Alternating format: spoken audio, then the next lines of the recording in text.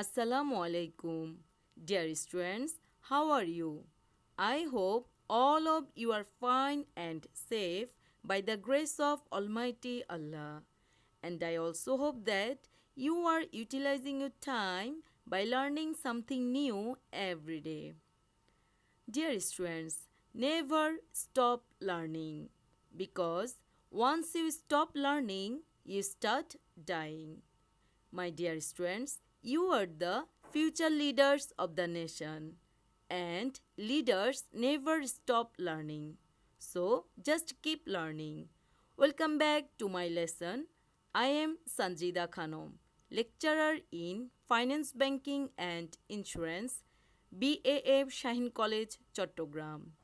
Today, we are going to start our lesson with the sixth part of Cost of Capital from Finance, Banking and Insurance first paper, and it becomes the last part of this chapter. Dear students, today's lecture content is divided into two parts. In the first part, I will discuss selective short questions from cost of capital, and the second part contains the board question analysis. After completing today's lesson, students will be able to explain that cost of new common stock is higher than that of retained earnings. They will learn whether equity capital is free of cost or not. And they also learn that debt is the least costly source of capital. Finally, they will able to calculate the cost of capital by solving a board question. Today, we are going to solve Kumilla Board 2017. Let's start with the first part of our today's lesson, that is short questions analysis. Our first question is, cost of new common stock is higher than that of retained earnings. Explain. Dear students, you know that flotation costs are the cost associated with issuing or selling of a security. In case of issuance of a new common stock, there is flotation cost, and this flotation cost is adjusted by deducting from the market price of any security. But flotation cost will never be adjusted with the retained earnings because there is no need to sell of any security in case of retained earnings, and retained earnings is an internal source of financing. That's why flotation cost is never be adjusted here. Flotation cost always increases the cost of a security. So, when we adjust the flotation cost with the new common stock, then the cost of new common stock will increase. That's why cost of new common stock is always higher than that of retained earnings. We can explain it with a practical example. Sony Company's expected dividend is Taka 12 per share. Market price of each share is Taka 120 and flotation cost is Taka 5. The growth rate of dividend is 5%. Now, if we want to calculate the cost of new common stock, we have to use the constant dividend growth rate model. Here, flotation cost is deducted from the market price of the share. Similarly, if we want to calculate the cost of retained earnings, we have to use this formula. The only difference of these two formula is flotation cost. We know that without flotation cost and personal tax rate, the cost of retained earnings is equal to cost of equity. So, after putting value in these two formula, we'll get our answers. First, we see the cost of new common stock. Here, the expected dividend is Taka 12, which is directly given in the question. Market price of the share is Taka 120 and flotation cost is Taka 5. On the other hand, the growth rate of dividend is 5%. Now, just putting this value in the formula, we get our answer. and it is 15.43%. Similarly, we'll get our answer after putting value in the formula of retained earnings, and the answer is 15%.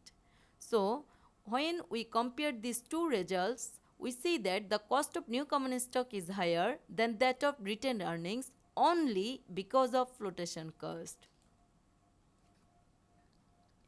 Our next question is, equity capital is free of cost. Do you agree? We know that equity capital is the combination of ordinary share and retained earnings, where ordinary share is the external equity and retained earnings is the internal equity. In case of ordinary share, a company needs to pay dividend to the shareholders, but this dividend payment is not compulsory, and ordinary share has flotation cost. So, when a company wants to issue an ordinary share, it has both dividend cost and flotation cost. On the other hand, in case of retained earnings, there is no flotation cost but there is opportunity cost. So, now if anyone question you that equity capital is free of cost, do you agree? Your answer will always be no, because we have seen that both ordinary share and retained earnings have cost. So, equity capital is not free of cost. Our next question is, debt is the least costly source of capital. Explain. Cost of debt capital is normally low because interest of debt is not taxable. An organization gets the facility of reducing its tax if it uses debt fund. Normally, taxable income of a business is determined by deducting interest on debt from earnings before interest and tax. And that's why, among all other sources of capital, debt fund is least costly. We can see it with an example.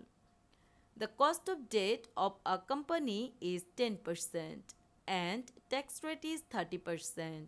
Then the actual cost of debt is 10% into 1 minus 0.30. That means by adjusting this tax rate, we get our actual cost of debt and it is 7%. So we can say that for the tax benefit, debt becomes the least costly source of capital for a business. Dear students, let's learn something about capital mix. Capital mix is the combination of different sources in collecting fund. We have already learned that a company can collect its long-term fund from four different sources of capital. Those are debt, preferred stock, common stock, and retained earnings. The combination of these four different sources of capital will be termed as capital mix. And the main purpose of this capital mix is to reduce the overall cost of capital. Now, we are going to learn the calculation of cost of capital in case of a capital mix. We can learn it by solving one of HSC board questions, and it is Kumilla Board 2017. The sources of capital, weights of capital, and cost of capital of Beta Limited are as follows. Here are the sources, here are the weights, and here are the cost. Beta coefficient of the company is 0.50. Risk-free rate of return is 10%, and market rate of return is 15%. Corporate tax rate is 37%, whereas personal tax rate is 25%. Question number A, what is flotation cost? Question number B, debt capital is the least costly. Explain. Question number C, calculate the cost of ordinary share of Beta Limited. And question number D is whether it is possible for Beta Limited to maintain their weighted cost within 12%. Explain logically.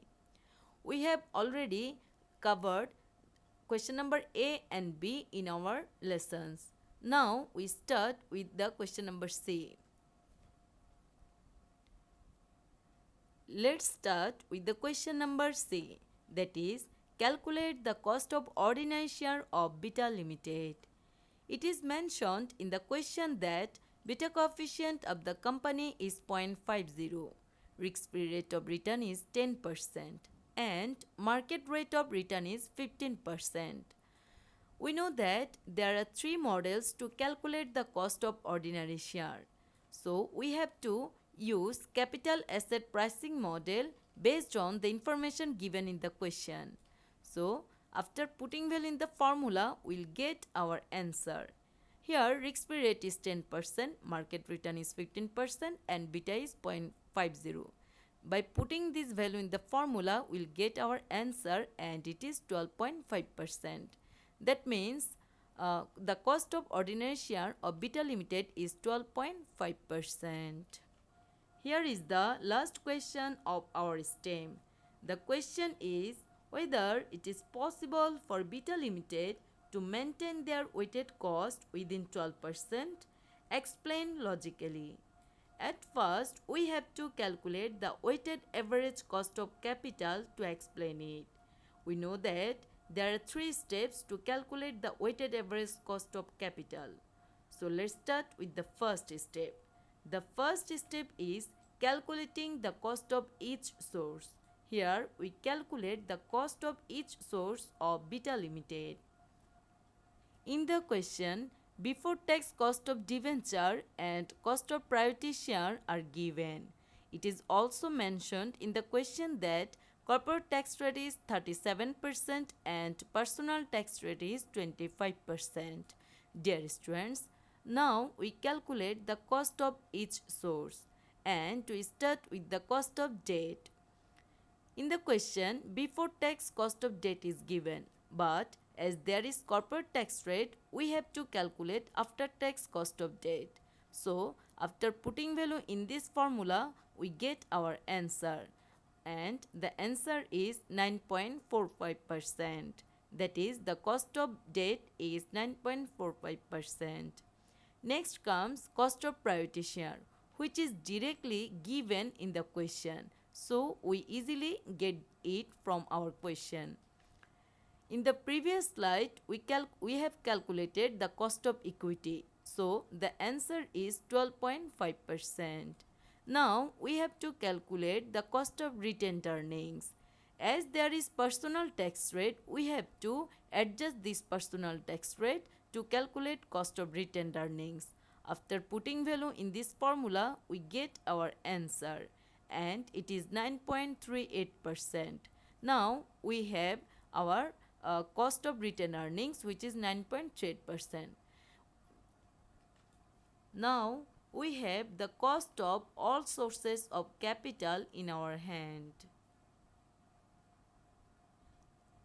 Let's start with the second step, that is calculating the weight of each source. In our question, weights of all sources are given. So, we can get our weight easily from this question. The weight of debt is 0.25, weight of priority stock is 0.20, weight of equity is 0.50 and weight of retained earnings is 0.05. Our last step is applying the formula of weighted average cost of capital. Here is the formula. We have cost of each source of capital. We also have weight of each source of capital. Now, just putting value of this cost and weight in this formula, we can easily get our answer. And the answer is 11.08%. Now, we can explain it. The weighted average cost of capital of Beta Limited is 11.08%. So, it can be said that it is possible for Beta Limited to maintain its weighted cost within 12%. Dear students, we have completed the chapter of cost of capital. I have uploaded a PDF file of some board questions to our respective group for your homework. Get your PDF file immediately. Dear students, I hope you will watch all of my videos on cost of capital carefully and repeatedly. According to Jack Canfield, repetition is the key to real learning. If you have any questions, you can write in the comment box. Thank you for being with me.